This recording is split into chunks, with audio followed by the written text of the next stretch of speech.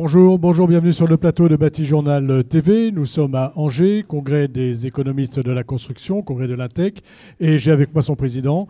Bonjour Pascal Asselin. Bonjour. Alors, on va tout de suite attaquer, on va aller dans le dur. Vous avez parlé de rupture. C'est un mot qui est fort, rupture économique, rupture environnementale. Est-ce que vous pouvez nous dire pourquoi ce choix et puis comment on a abordé ce sujet là, ici, pendant ces 2 jours? Bien, tout d'abord, ce thème a été imaginé il y a 18 mois. Alors bon, avec les événements qui s'est passés dernièrement, effectivement, ça a une résonance un petit peu différente ou peut-être un peu plus, je dirais, importante. Et donc, effectivement, on voulait parler de rupture, notamment climatique, environnementale, suite, je dirais, à la future réglementation RE 2020 qui pointe son nez.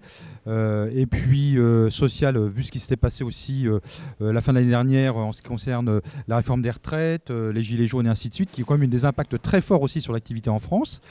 Et puis numérique, parce qu'on est toujours dans cette rupture numérique où on a nos fonctions support qui disparaissent petit à petit.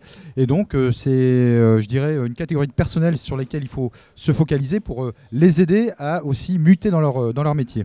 Quelqu'un sur ce plateau m'a dit rupture, oui, mais je dirais plus changement. Est-ce que c'est vraiment une rupture ou est-ce que c'est un changement? On a l'impression qu'il y a un temps plus long pour le changement et que la rupture a un temps court. Oui, je suis assez d'accord.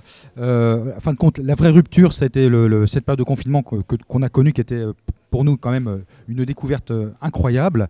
Et puis, s'en est suivi toute une période un petit peu toujours, c'est un peu l'état d'esprit français de French bashing.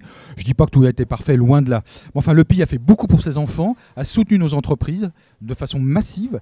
Et puis, il faut penser aussi à ce plan de relance qui va permettre justement d'aborder ces ruptures de façon, je dirais, massive, notamment en termes de rénovation énergétique du patrimoine bâti. Et en termes d'environnement.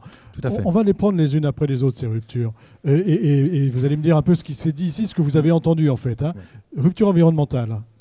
Alors, sur la rupture environnementale, donc on avait un grand débat hier soir sur ce sujet. Il y a 2 écoles. Enfin, il y a 2 écoles. Il y a une école qui dit, bon voilà, il y a des aides massives qui vont arriver dans le secteur de la construction, mais ce sera sur le long terme qu'on verra effectivement les gains au niveau climatique. Et ça, il faut que tout le monde en ait conscience.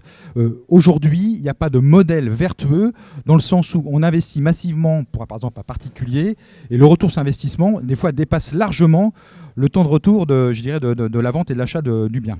Voilà, c'est ça la difficulté. Bien sûr. C'est ce que ça coûte, et puis finalement, est-ce que ça vaut vraiment le coup que je le fasse? Mais en fait, on le fait pour beaucoup plus tard. Tout à fait. Et donc, en fin de compte, c'est ce paradigme qu'il va falloir, lisser pour permettre de façon massive, alors bien évidemment les bâtiments publics on va toujours trouver des investissements parce que ça va directement du producteur au consommateur, il n'y a pas beaucoup d'intermédiaires, mais nous ce qu'on appelle le secteur diffus, c'est-à-dire les particuliers dont nous faisons partie, c'est quand même un peu plus délicat et tant qu'on n'a pas trouvé la martingale, ce sera quand même quelque chose de toujours, en devenir, quoi. Voilà, on est en devenir. Donc, rupture environnementale, est-ce qu'il y a d'autres choses à dire sur le sujet? Vous disiez qu'il y avait 2 discours? Oui, il y a le discours non, mais tout va se faire très rapidement. Puis il y a un discours, mais écoutez, oui, non, ça ne se fera pas si rapidement que ça. Si rapidement que voilà. Ça. Et puis il y a les réglementations aussi qui impactent notamment nos amis partenaires, qui doivent se mettre entre guillemets au diapason de la future réglementation, qui va faire un mixte entre la performance énergétique et la performance carbone. Vous voyez? Oui. Alors on part cette fois-ci sur la rupture numérique. Vous avez dit tout à l'heure, on y est toujours. Nous y sommes toujours. L'aspect confinement, on l'a tous vécu, la dématérialisation des échanges, dans un sens c'est très bien, dans d'autres sens à un moment donné on en a entre guillemets soupé, on a besoin aussi on a besoin de se voir et de discuter. On a besoin de se voir et discuter, ça fait du bien. Nous sommes quand même des êtres de chair et de sang et on a besoin d'avoir un peu d'altérité avec ses contemporains et de pouvoir échanger de façon, physique. Voilà.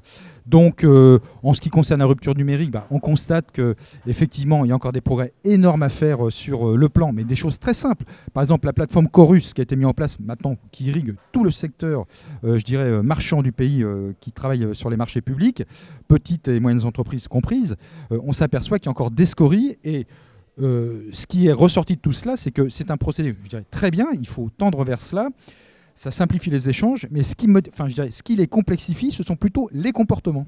et on est tous responsables. Voilà, donc ça c'est la prochaine étape. Modifier les comportements pour pouvoir s'adapter au numérique, c'est ça? Tout à fait. Et d'ailleurs, alors vous savez, c'est lié souvent les comportements entre je dirais, les problèmes climatiques et puis la réforme numérique. Il y a par exemple Philippe Pelletier, qui est très connu dans notre milieu, qui disait, voilà, qu'on a eu ici, hein, bien évidemment, et qui disait, on s'est rendu compte que pendant la période Covid, il n'y a pas eu comment dirais-je, la consommation énergétique en France n'a pas augmenté, alors que les gens étaient chez eux.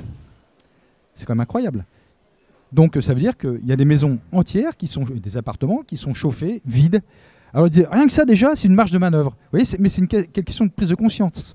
Après, quand je reviens sur le système Chorus, on s'aperçoit que quand on dépose une facture, il y a des auto-jurisprudences qui se font dans certaines collectivités. Je mets personne à l'index. Hein. Oui, c'est la vie de tous les jours que tout le monde vit. Oui, c'est la vie de l'entreprise. Voilà, où on a mis la facture en jaune, il fallait la mettre en verte. Il y a un autre, non, il fallait la mettre en bleu, et l'autre, il faut la mettre en marron. Et ça, ça complexifie les choses. C'est-à-dire que ne faisons pas la même erreur avec le numérique qu'on a fait avant avec la paperasse, en gros. Hein. Mais c'est exactement ça. Rupture économique. Qu'est-ce qu'on a entendu ici sur cette rupture économique et sur où va-t-on? Alors, où va-t-on? Eh bien, je ne suis pas Madame Soleil, et même les experts non plus. Par contre, ce qui est intéressant, Nicolas Bouzou le disait, et aussi un démographe bien connu, Monsieur Lebras, expliquait que les décisions qui ont été prises au niveau gouvernemental, c'est sûr, on va dire on augmente la dette, il faudra rembourser un jour, quoique, mais c'était les moins mauvaises décisions. Et le pays a fait beaucoup pour ses enfants. C'est quand même extraordinaire. Et d'ailleurs, Nicolas Bouzou disait, mais si on n'avait rien fait, c'était à peu près 35% de perte de PIB. C'était les modules mathématiques donnaient ça.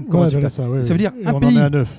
Et on est à 9. Et un pays qui descend à 35, c'est un pays des fois qui ne se relève pas. On peut tout imaginer, le chaos même. Donc franchement, il faut se réjouir d'habiter dans un pays comme le nôtre. Et ensuite, le deuxième volet, c'est le plan de relance. Alors on peut faire du relance bashing, tout n'est pas parfait, mais il faut avouer que ne serait-ce que sur le plan de la rénovation énergétique du patrimoine, il y a 7,5 milliards d'euros. Quand je vois, par exemple, qu'au sein du Conseil supérieur de la construction et de l'efficacité énergétique, on discutait entre guillemets du sexe des anges pour 50 ou 100 millions d'euros, enfin, ce qui est des sommes importantes, mais là, c'est plus du tout la même échelle. On a changé d'échelle. Hein. On a changé d'échelle, mais totalement. On a changé d'échelle, donc ce qui est plutôt une bonne nouvelle pour les entreprises que vous représentez et pour le secteur du bâtiment en général. Totalement. Dernière question sur le bilan. Vous êtes les premiers à avoir osé refaire un congrès après la crise sanitaire qu'on a vécue. Quel bilan tirez-vous ? Écoutez, vous avez employé un mot, oser. On n'a rien osé du tout. On a été pragmatique. On a eu l'autorisation de tenir notre congrès. Il a été reporté 3 fois. Tant qu'on a eu l'autorisation, on est resté droit dans nos bottes.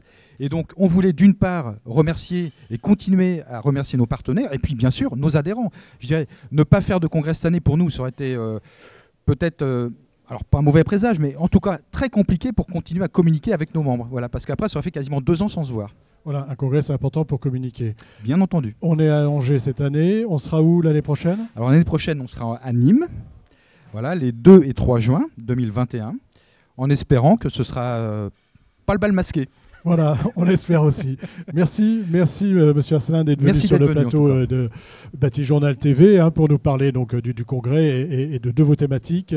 Une émission à retrouver sur notre site Bâti-Journal TV et à retrouver sur le site de notre partenaire, l'Intec. Merci. Merci Bâti TV.